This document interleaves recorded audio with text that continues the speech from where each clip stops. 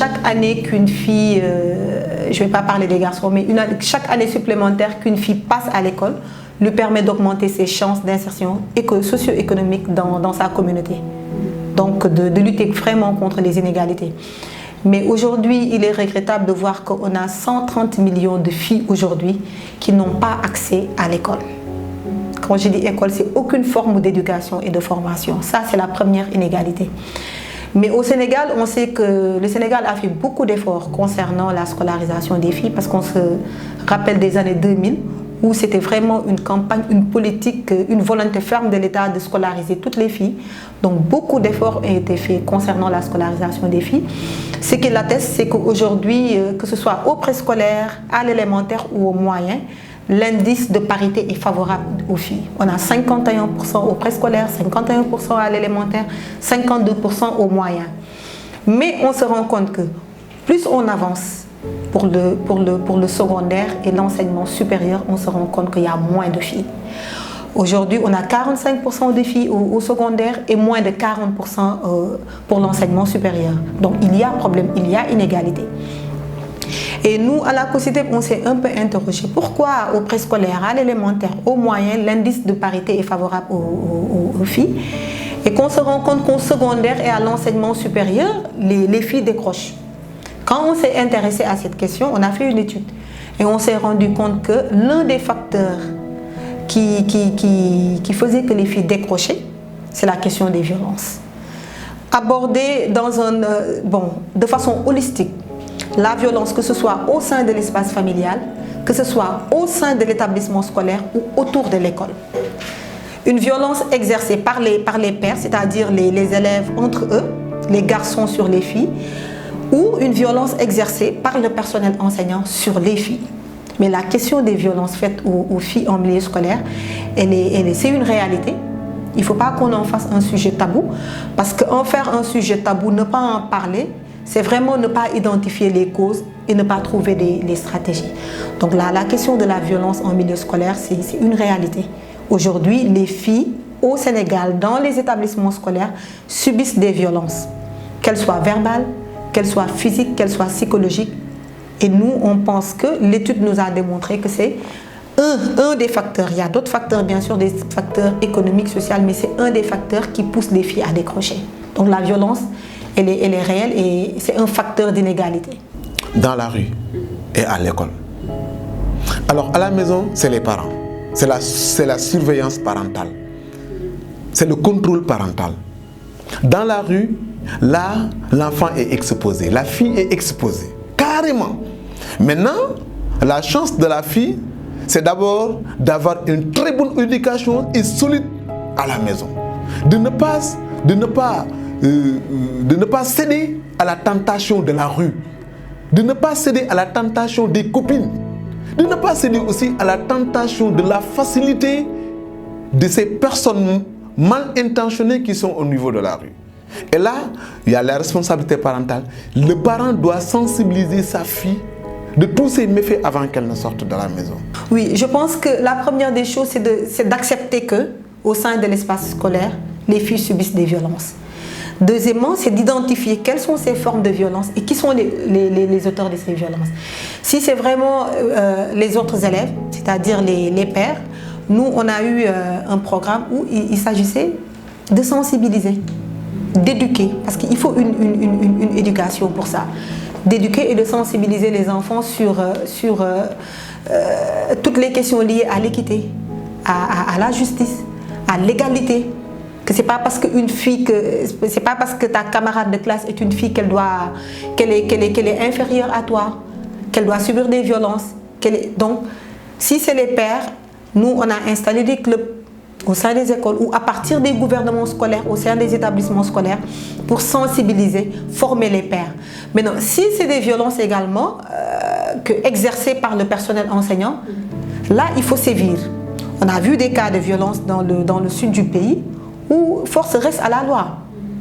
Parce que les enfants, l'école doit être un espace sécurisé, sécurisant et où l'enfant doit être épanoui. Mais si aujourd'hui on a des établissements scolaires qui sont source d'insécurité pour un enfant, je pense qu'il y a des lois et des règlements dans ces pays. Il faut sévir ces auteurs de violence. Maintenant, il y a une autre forme de violence que les enfants subissent, que les filles subissent. Parce que nous, on considère que l'école, ce n'est pas seulement les 4 murs. Il y a beaucoup de violence sur le chemin de l'école. Là également, il faut sensibiliser. En milieu scolaire, il est fort probable qu'on note des cas de violence. Avant tout, il faut rappeler que la fille, en tant que telle, fait partie de cette couche-là vulnérable, qui est toutefois aussi peut-être exposée à ces genres de violence. Maintenant, qu'est-ce qui favorise cela? On pourrait peut-être citer des facteurs, car il va falloir maintenant parler en tout cas je dirais même de l'auteur de ces violences, car les filles étant considérées comme les victimes. Il se peut que ça soit avec des personnes de sexe en tout cas différents, venant des hommes, ou bien des garçons, je peux le dire, et ça peut être d'ordre sexuel, physique ou psychologique. Cela aussi peut être causé par les enseignants. On parle de relations entre enseignants et apprenants ou apprenantes quand on parle des filles. Donc cela peut être causé par l'immaturité de l'enseignant en tant que tel, ou bien le manque de respect de la déontologie ou bien même de l'éthique, car il doit avoir, je dirais même, des limites en ce qui concerne les relations prof-élève.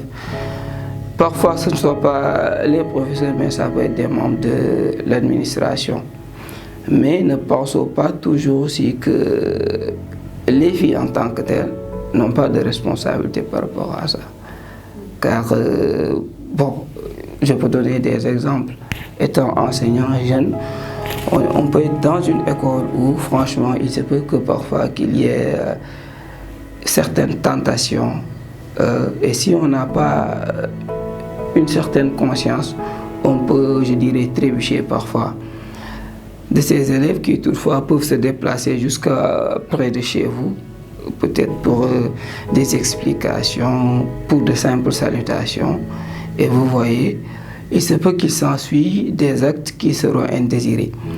Donc là aussi, il est vrai qu'il y a des fautes commises, mais aussi il est parfois possible de voir ces filles-là qui, en tout cas, je dirais même, ont une part de responsabilité liée parfois à ces genres de violences-là.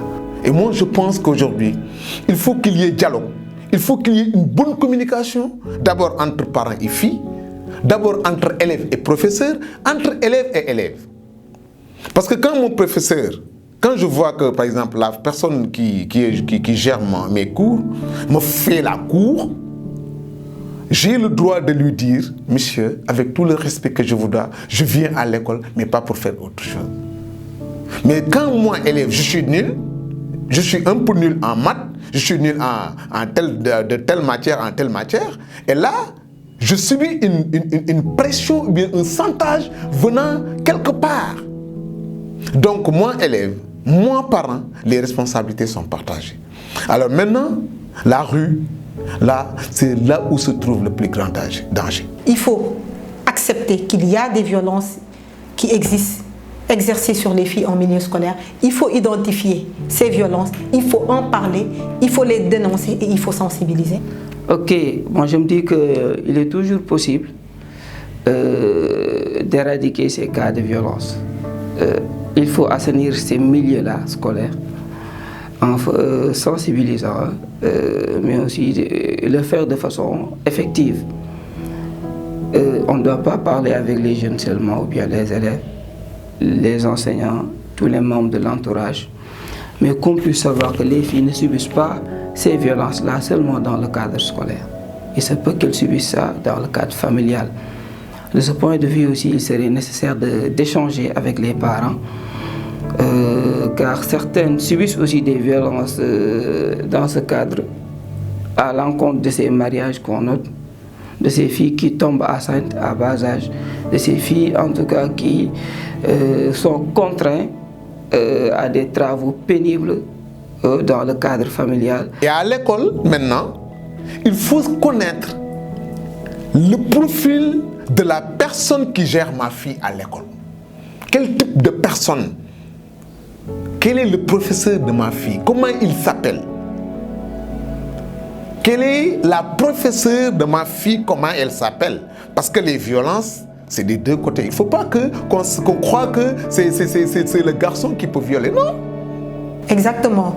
Parce que comme vous l'avez dit, on s'est rendu compte, hein, les femmes qui sont instruites ou les enfants qui sont issus des ménages dont les mères sont instruites, c'est des enfants ou des filles qui n'ont pas souvent de problèmes de santé, qui n'ont pas de problèmes de malnutrition. Donc, la question de l'éducation des filles, je pense que l'intérêt, il faut travailler sur l'intérêt au sein des communautés. Avoir des modèles. Voilà. L'autre chose aussi, maintenant on note un changement, car auparavant, je l'avais dit, on parlait de scolarisation des filles. On sait que dans le cadre, dans le premier cycle, sur le primaire, à l'école primaire, maintenant on voit qu'il y a beaucoup plus de filles que de garçons. Même au cycle moyen, il y a cette tendance-là. La sexualité est un domaine central lié à la vie. Il se peut qu'on puisse avoir une certaine perception liée à cet aspect-là. Quand on parle même d'éducation sexuelle, il y a certaines qui pensent qu'on est là pour pervertir les jeunes, pour détruire l'éducation qu'ils ont reçue, alors que c'est loin d'être cela. Donc, comme vous le dites, il y a de ces acteurs qui pensent que l'idéal serait de l'inclure même au niveau primaire.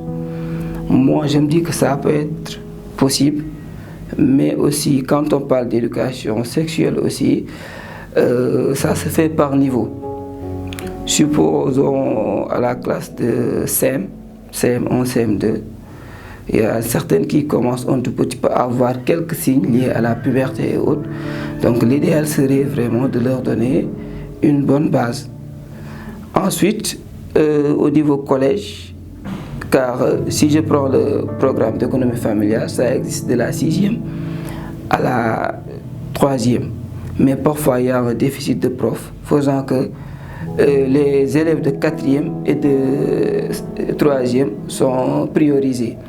Mais je suis totalement d'accord pour inclure l'éducation sexuelle dans les curricula de formation. Moi, en venant même, j'ai pensé à ça. Supposons on prend l'aspect genre. Il n'y a pas un module où on parle de genre. Voilà.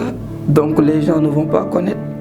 Il va falloir mettre, comment dirais-je, en exercer ces genres de thèmes-là. À bas âge, la fille ou bien même le garçon puisse comprendre c'est quoi le genre, quels sont les rôles du genre. En tout cas, quelles sont les inégalités des genres qui existent. Et ce qui est important également, c'est de donner la parole aux filles. On a organisé une activité avec One dans le cadre de la célébration du 8 mars où ce n'est pas des experts qui sont venus débattre de la question des violences faites sur le genre, ni des professionnels, mais on a donné la parole aux filles. Et on a eu d'excellentes propositions, d'excellentes recommandations. On a donné la parole à une fille qui a subi une forme de violence au sein de l'espace scolaire. On a donné la parole à une fille dont l'une de ses amies avait subi ces violences. Donc pour nous, il est important aujourd'hui d'en parler, mais de donner la parole aux filles. Une des filles, une anecdote, une des filles nous a dit « Moi j'ai subi la violence, mais mon bourreau m'avait dit il ne faut jamais en parler, j'avais peur d'en parler. Heureusement, j'ai eu une amie qui m'a prêté son oreille. » Donc la question de libérer la parole, il nous faut libérer la parole autour de ces questions. Il faut donner la parole aux enfants pour qu'elles s'expriment.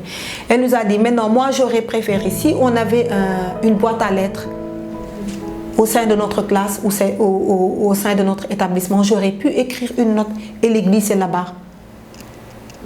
Tu vois, les enseignants auraient dû être au courant, mais on n'a pas cette boîte aux lettres. Donc on a pensé, maintenant au niveau de nos écoles tests ou de nos écoles pilotes, de faire des boîtes à lettres un peu pour libérer la parole. Parce qu'il y en a qui ne peuvent pas le parler culturellement. C'est très difficile pour une fille qui n'est pas éduquée culturellement de pouvoir discuter autour de ces questions qu'on considère comme des sujets tabous. Mais elle nous a donné une solution.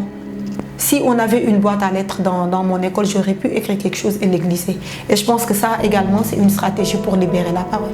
Moi, je reste convaincue que sur la question des violences faites basées sur le genre, en milieu scolaire surtout, il faut de plus en plus amener les filles à parler de cette problématique. Il nous faut libérer la parole.